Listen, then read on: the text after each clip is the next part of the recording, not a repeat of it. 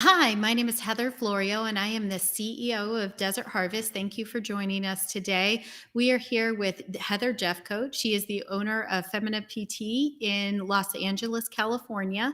She has a doctorate in physical therapy, as well as she is the president of the American Physical Therapy Association section on pelvic health. Thank you for joining us today, Heather.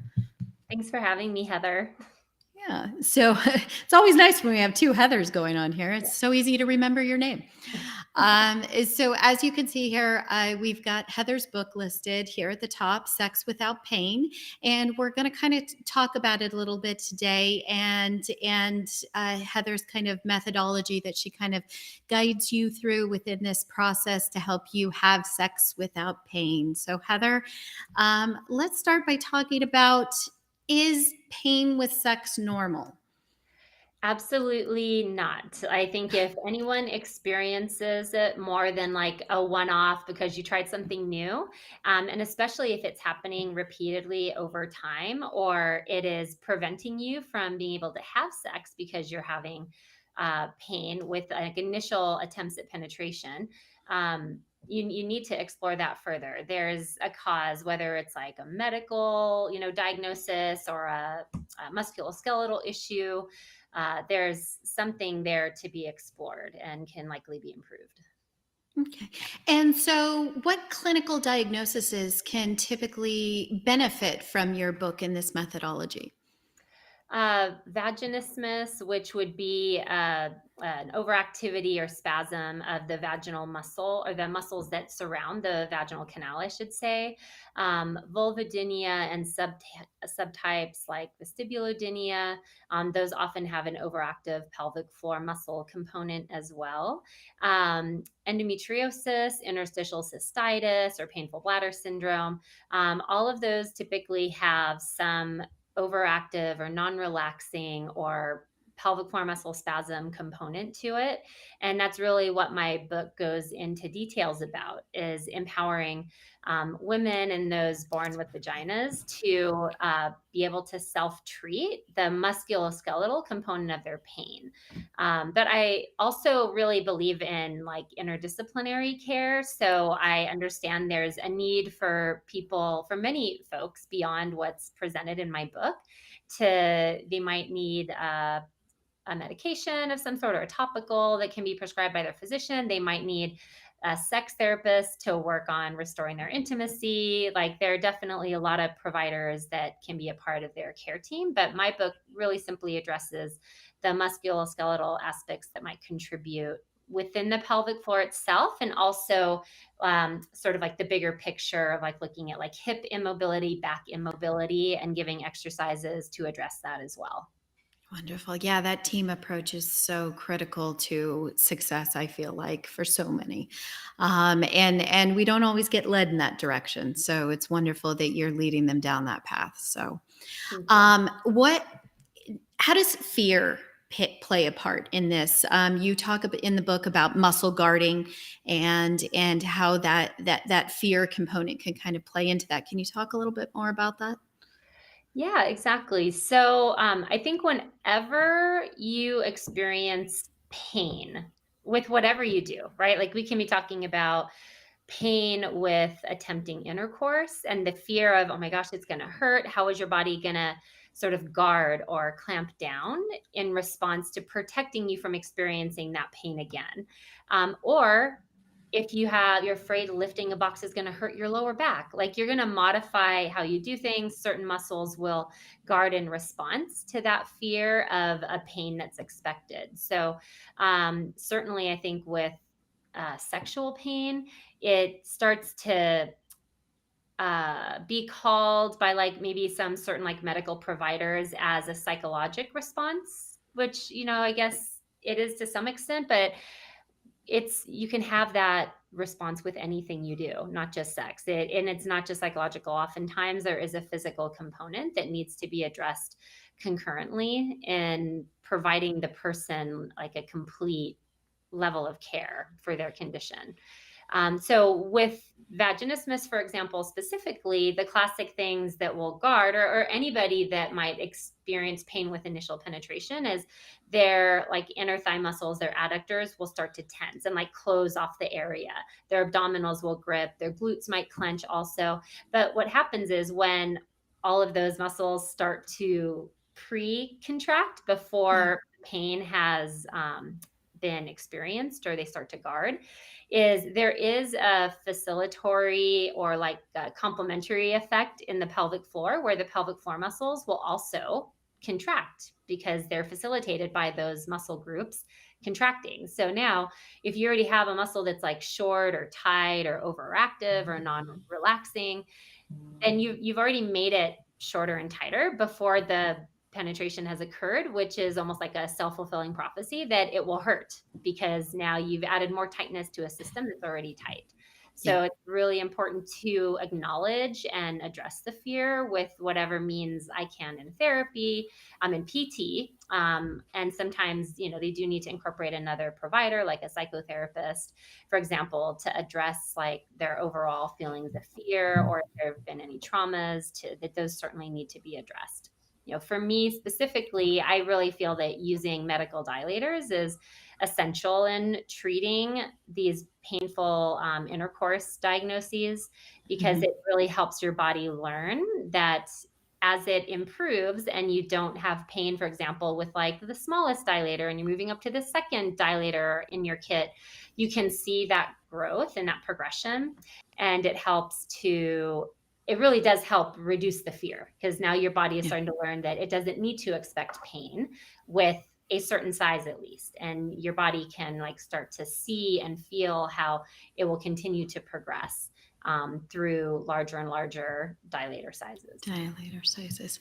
And as you kind of mentioned that about doing that and your methodology, can you kind of give us a brief overview of how you would kind of self-assess yourself at home?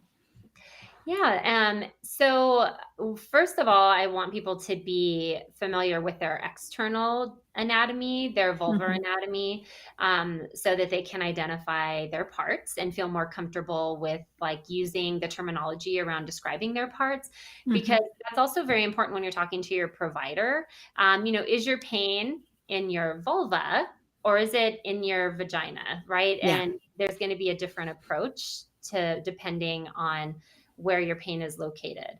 And Okay. then I do recommend that most patients with painful sex need like a dilator kit. And so those Mhm. come in like smaller sizes and move up to larger sizes. And with the smaller size, they can sort of go through a clock that I describe in the book and Okay. start to map where their pain is, like what angle of the clock, what depth of the clock, so Mhm. that they can get a baseline for their pain, and then have a framework of what areas they need to work on to improve their musculoskeletal function going forward. Okay. So perfect. So like for instance, as you're kind of working as you get into dilator work, do you recommend something like for instance, Desert Harvest Relivium, because it'll help kind of get past that pain barrier by putting it in the, in the vestibule kind of thing to help with those dilators? Exactly. So that would Okay. be, if they have more of that like vulvar pain or vulvar Yes. vestibular pain, uh, that product is really helpful for my patients that experience like any burning or even itching, like with inserting a dilator or attempts at penetration. And so even though that's addressing more of like the skin part of it, not like the vaginal canal, like I said, even when you have like a vestibulodynia, which is more of the Hmm. like tissue, they still do have that musculoskeletal component intravaginally, and so that can really help ease at least that part of the discomfort, Yeah. using dilators while they can work on the inside. Just on. Okay. And so as we kind of you talk about in the book your musculoskeletal approach, once you kind of do that self-assessment, kind of guiding a person down this path towards the path to be able to have intercourse. Can you describe that a little bit for us, that whole musculoskeletal approach? Well, as far as like transitioning to intercourse? Yes, as far as so let's say you've done as you describe in the book, you go from the self-assessment and then you kind of guide them kind of step by Mhm. step to that whole musculoskeletal approach of step by step on how to get to that point. Can you just briefly overview and kind of describe how they would be guided through that within your book? Yes, definitely. So I really believe in a pain free progression in using the dilators. So, in other words, I do not have my patients move from one dilator size to the next until they're pain free at that smaller size, because that really helps address that fear component. I don't want them working on the fourth of 7 dilators in their kit if they're having pain inserting the second one. So their body's not really learning to one, address that association of, oh, I can do this larger size without pain now, or they can't like really look back and say things are truly pain free. So there will be something internally that will kind of hold them back from feeling like they're progressing if you're like, for example, putting them on a timeline, like, oh, it's been 2 weeks, time to move up to the next dilator. So I don't put my patients on a timeline. I really let their symptom relief guide the progression with the dilators. How I have them using the dilators is doing different musculoskeletal relaxation techniques that I applied from my orthopedic and sports medicine background, different like massage techniques, basically, for example, like trigger point releases. And they're very gentle. Like you're not jamming a dilator into your muscle. Like it's very slow, very gentle, stopping just when you first start to get a hint of pain. So that would be one technique. There's also a neuromuscular stretching technique that I utilize as well in my program, and other techniques as well. And I put them in an order so that Mhm. they have a whole like step by step guide to be able to get reduced pelvic floor muscle overactivity.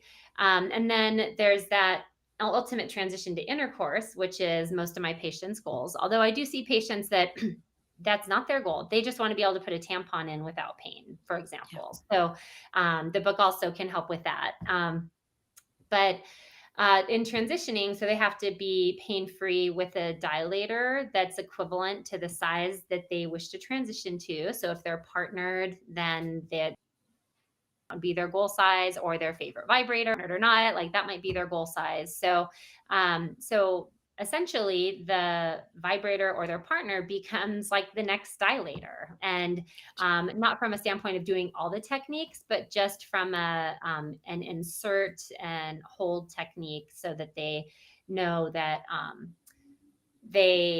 what really helps is that if they're doing like a dilator, for example, of that equivalent size, then they know, at least from Mhm. like a size and space component, that it won't hurt. Although their partner or their vibrator is going to be shaped differently um, than a dilator, which are usually just like smooth throughout, Mhm. or which are always smooth throughout, then they might that might sort of clue into other things that I might need to work on, like in office, like connective tissue restrictions that the smooth dilator didn't quite pick up on. So there might be like advanced techniques that require more in office care. But Okay. having that transition to intercourse like starts with that, and depending on like their intimacy, um, comfort, like I'll Mhm. often get them started with a sex therapist if I see that's been an issue by the time they're on like the second or third dilator in their kit, because there's Okay. other barriers other than physical that might cause Good. them to be hesitant transitioning to intercourse. Okay. So more of a trauma response, that type of thing. So that kind of leads into my next question. Then, if someone's not progressing, if they let's say that they can't even get that first, they're struggling. Is that where you would kind of send them first? Is to more of a sex therapist to guide that, so that then they could get back to their treatment. That would be one referral. Also, by this point, I've generally also evaluated them as like a whole person too, to see what else could be contributing. So, for example, one thing some of my patients might notice is like if they have low back pain, for example, or hip pain, if that pain flares up, then they notice like the dilator is not quite as easy to use or might be a little bit more painful to use than when those joints aren't flaring up or the muscles around like the hip or low back are not flaring up. So I want to make sure that they're being addressed from a more complete, like whole body approach as well, because Mhm. that can be a barrier to why sometimes people don't progress beyond like a certain dilator level or get stuck in that transition to intercourse. Got you. And how do they transition? So let's say that they feel that they are ready for intercourse. They've gotten to that dilator or that vibrator that makes them feel that they might be at a point where they're comfortable for intercourse at that point. Are there any recommendations to kind of make that transition? Well, really just pointing to what I said before with their Mhm. partner being the next size or the vibrator being the next size, that they can transition to from a physical perspective.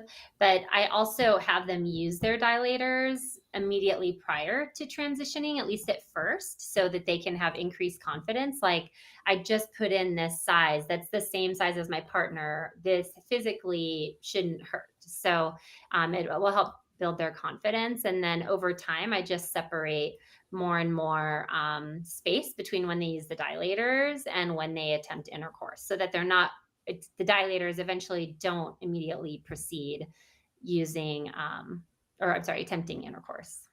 Okay.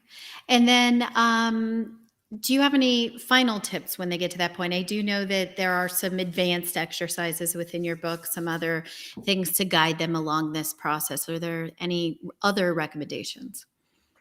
Yeah, I think it's when you discover there's other barriers that maybe my book doesn't talk about, Mhm. um, like why would you have pain with your partner but not with a dilator? Like I said, there could be like a texture issue. There's differences in how a dilator is shaped, so you might need to follow up with somebody in person to explore if there's any like connective tissue restrictions or scar tissue, depending on like if you had surgery or like a vaginal delivery, like those might Mhm. be a reason you're having ongoing pain. So there might be additional reasons beyond just like what the muscles are contributing to. I think if you're using the book on your own, exploring if like a sex therapist Mhm. may be appropriate for you if you're having still a lot of fear, or even just like a psychotherapist that's sensitive to the fact that you have sexual pain or dysfunction. Um, and I think, I do make the point in my book, but I really prefer like rigid dilators. I think when people are using like full silicone dilators, those don't give quite the same results because they're too flexible. Mhm. And to really like manipulate the tissue, think about, if you go to get a massage on your neck, like you don't want someone with like limp hands, like massaging over the muscles in your neck and shoulder. You want like a firm pressure. So you need a like firm medical dilator to really be able to like manipulate the muscles in a way that's going to be like at least the way that's going to get you better faster. I just see that with Okay. my patients. The rigid dilator. Now, if you've progressed to a point, for instance, Desert Harvest has our Easy Magic pelvic wands, and so those are meant for trigger point therapy, and they've got more Mhm. of the S curve to provide, and so, but obviously, if we have an issue, vaginismus and dilators, and we need to get to that point, at what point would you recommend something like the Desert Harvest Easy Magic pelvic wands? Right, because there are some muscles that you can't reach with like a straight rigid dilator. So I will often recommend like a curved dilator or wand to be able Mhm. to reach some of like the deeper muscles that are like essentially like up around the bend. And Okay. that again can point a lot of times to like, do you also have like hip dysfunction or low back pain? Because some of those deeper muscles can also refer to Mhm. um, those areas, give you anterior hip pain, give you a side joint pain or central buttock pain. So being able to explore those other areas, you Areas. need more. Yeah, you definitely need an alternative device. Yeah, let me see. I think, do you have the clock picture in here? Don't I was gonna see, that might be a good marker here. So there's great, as you can see here, just to give you an idea, great sets of exercises within Heather's book. We've also got, and as she talks about the wands, and she mentioned the whole idea of the clock, and of course I can't find the page with the clock, Oh, and it's towards the beginning. it's towards the beginning. All right. And that kind of really lets you see where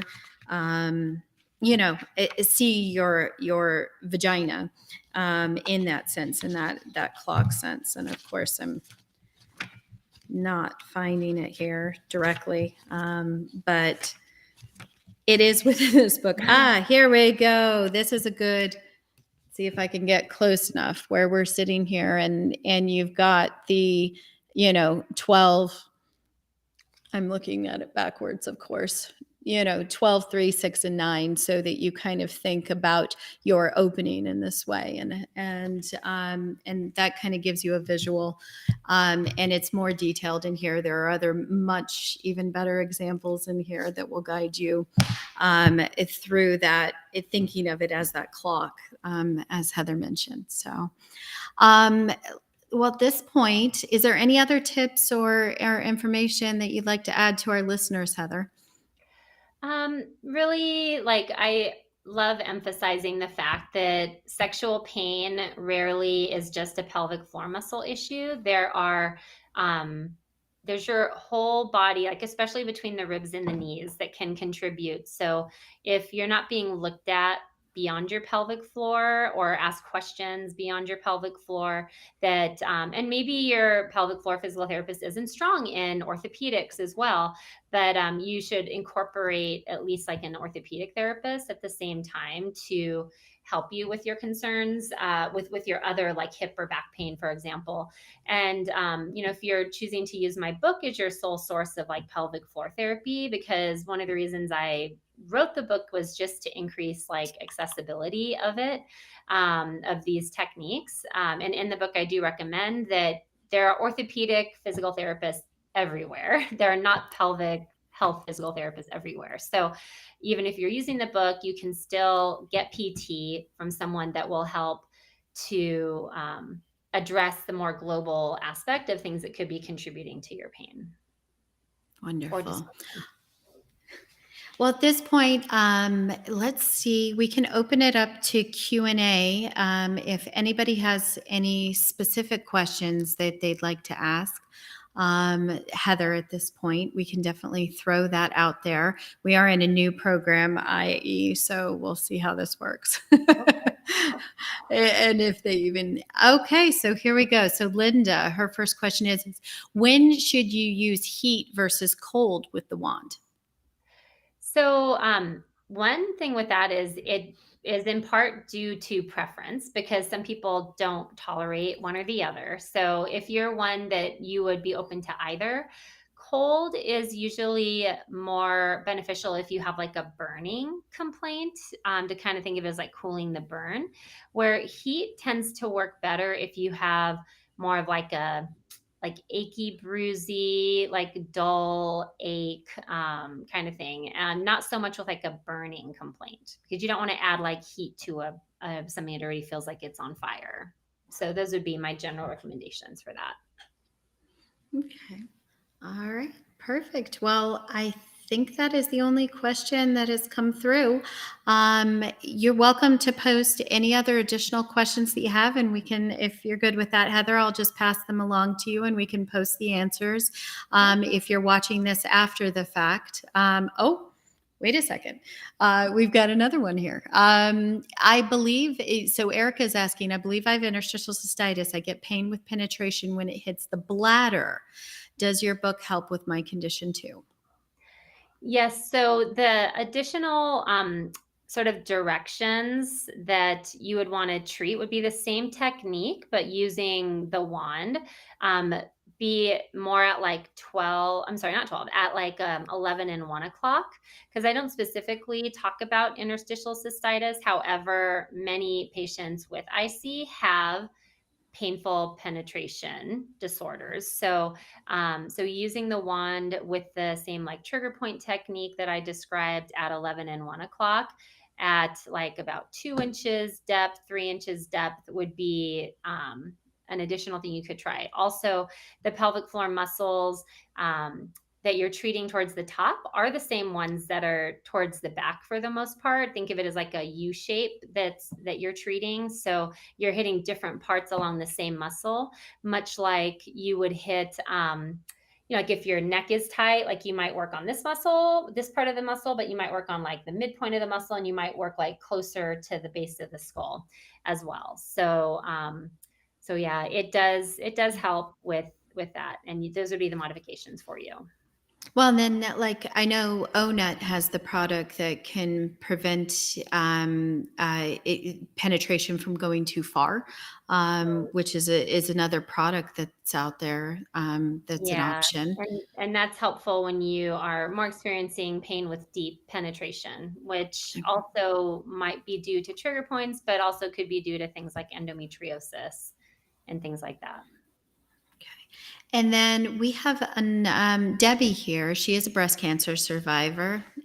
Congrats, Debbie. I, when she went through chemical menopause at 41, it burns and hurts really bad.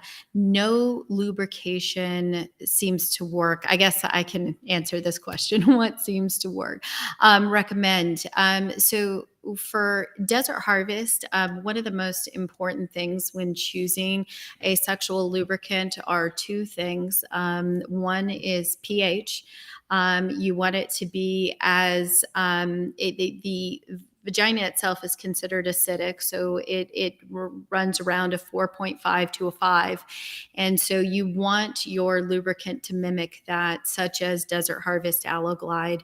The other thing is the osmolality, and this means how the fluid is flowing in and out of your cells, your epithelial cells, your vaginal wall. This is your barrier of protection to STIs, yeast, bacteria, and we are constantly introducing chemical things to this biome, whether it's how its sperm is a 7 or an 8, which is very alkaline, and can help dry things out in there. Many lubricants on the market are not isoosmolar, they're hyperosmolar, which unfortunately, the minute we introduce those chemical ingredients, it begins to dry out. And unfortunately, those epithelial cells can just literally fall out of your vagina, and you've just lost your barrier of protection. And so it's really important that your product is isoosmolar, meant to mimic a woman's own natural biome of 290. And every lubricant in the United States has to undergo FDA testing to become a sexual lubricant, to become a medical device. And so as a result, every lubricant, if they are an FDA approved lubricant like they should be, should have that testing already done. So for instance, Desert Harvest Aloe Glide is 308.